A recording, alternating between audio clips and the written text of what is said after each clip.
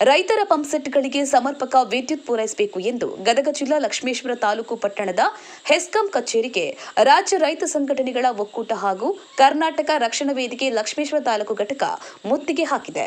ಈ ಸಂದರ್ಭದಲ್ಲಿ ಮಾತನಾಡಿದ ತಾಲೂಕು ಅಧ್ಯಕ್ಷರಾದ ಲೋಕೇಶ್ ಸುತ್ತಾರ್ ಅವರು, ಲಕ್ಷ್ಮೇಶ್ವರ ಹೆಸ್ಕಾಂ ಶಾಖೆ ರೈತರ ಪಂಪ್ಸೆಟ್ಗಳಿಗೆ 7 ತಾಸು ವಿದ್ಯುತ್ ಒದಗಿಸುವಲ್ಲಿ ವಿಫಲವಾಗಿದ್ದು, ರೈತರು ಬಹಳಷ್ಟು ಸಂಕಷ್ಟ ಅನುಭವಿಸುವಂತಾಗಿದೆ.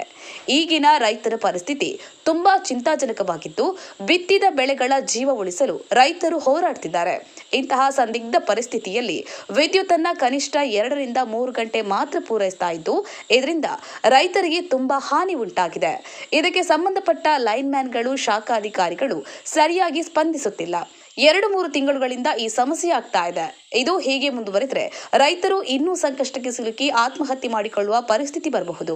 ಆದ್ದರಿಂದ ಇನ್ನು 1 ವಾರದ ಒಳಗೆ ಸಮರ್ಪಕ 7 ತಾಸು ವಿದ್ಯುತ್ ಪೂರೈಸದೇ ಇದ್ದರೆ ಶಾಖೆಯ ಆವರಣದಲ್ಲಿ ಎಲ್ಲಾ ಭಾಗದ ರೈತರು, ರೈತಪರ ಸಂಘಟನೆಗಳು ಮತ್ತು ಕರ್ನಾಟಕ ರಕ್ಷಣಾ ವೇದಿಕೆಯ ಕಾರ್ಯಕರ್ತರು ಸೇರಿದಂತೆ ಎಲ್ಲರೂ ಧರಣಿ ಕೂರಬೇಕಾಗುತ್ತದೆ ಎಂದು ಎಚ್ಚರಿಸಿದರು.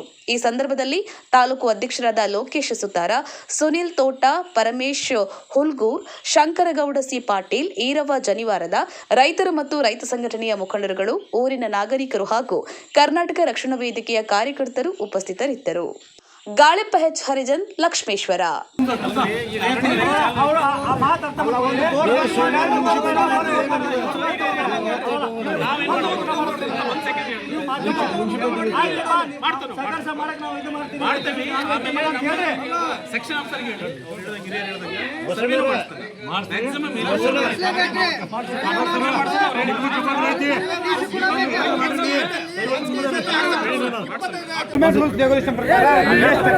ಎಷ್ಟು ತಾಸು ಕೊಡಾಗುತ್ತೀರಿ?